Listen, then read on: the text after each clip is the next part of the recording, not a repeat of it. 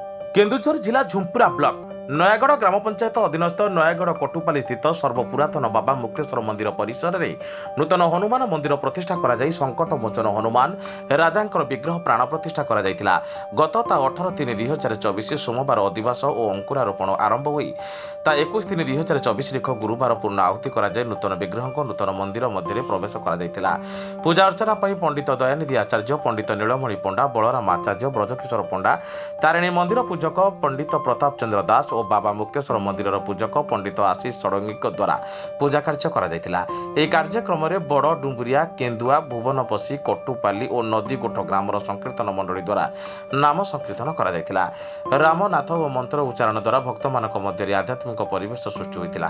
एही उत्सव को अति मनोरम और आकर्षण करिया पई श्रीजुत बाबूराम नायक, श्रीजुत भरत चंद्र सामल, श्रीजुत घनश्याम बेहेरा, बहादुर बेहेरा, पुरुषोत्तम बेहेरा, मधुसूदन महाकुड़, घनश्याम बेहेरा, अंबुज बेहेरा, प्रकाश बेहेरा, अजित बेहेरा और नारायण बेहेरा समेत अन्य माने सहयोग करथिले। सर्वोपरि बाबा मुक्तेश्वर मंदिर पूजा कमिटी नयागढ़ कटुपाली समस्त सभ्य सभ्या मानकर सहयोग द्वारा यह सफल होइतिबा देखिबाकू मिलिथिला। पंडित आशीष षडंगी पंडित मानकर दायित्व बहन करथिले। भक्त मानकू अन्न प्रसाद बंटन और परिचालना पई दैतारी बेहेरा, चिंतामणि बेहेरा, डिला बेहेरा, बापी बेहेरा, अंबुज बेहेरा, सुब्रत पलई, नारायण बेहेरा दायित्व निर्वाह करथिले। श्रीजुत पुरुषोत्तम बेहेरा, शत्रुघ्न बेहेरा, दिलीप बेहेरा, मधुसूदन महाकुड़, संजय बेहेरा, कीर्तन बेहेरा नाम संकीर्तन दायित्व रही सुचारू रूपे कार्य तुलाइथिले। श्री कीर्तन बेहेरा को कोषाध्यक्ष दायित्व दिया जायतिला।